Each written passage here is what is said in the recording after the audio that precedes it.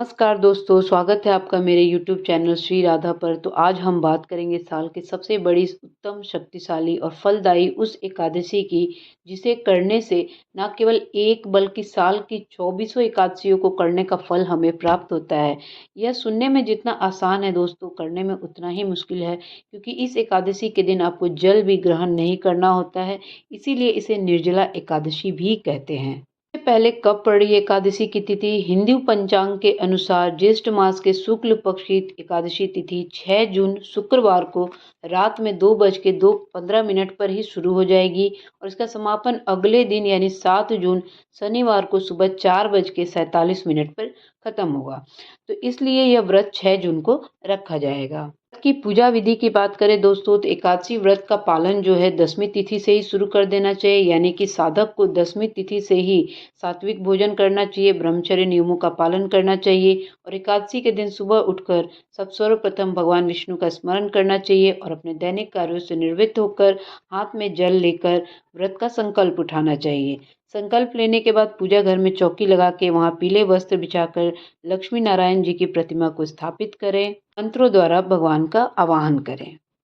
फल, फूल, धूप, दीप, नारियल, चंदन, मिठाई, फल, तुलसी, पंचामृत आदि चीज़ों से लक्ष्मी नारायण जी की पूजा करें। साथ ही निर्जला एकादशी की व्रत का कहानी का पाठ जरूर करें।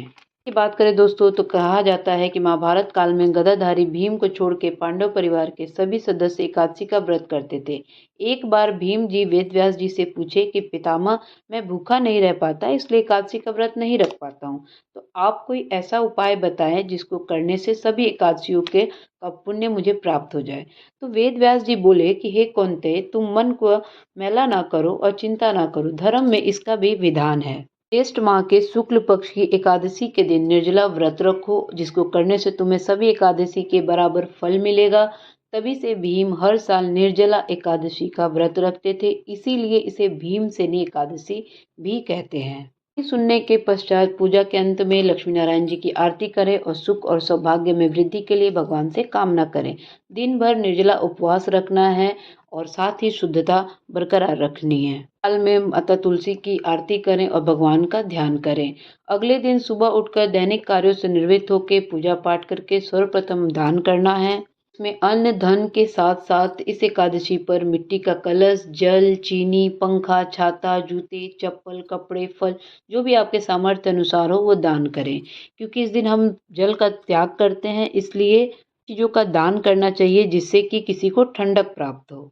बाद आता है पारण का समय। तो पारण की बात करें दोस्तों, तो पारण का जो समय है, शुभ मुहूर्त है 7 जून को दोपहर में 1:44 से लेकर यानी पौने 2 बजे से लेकर शाम के 4:31 तक है।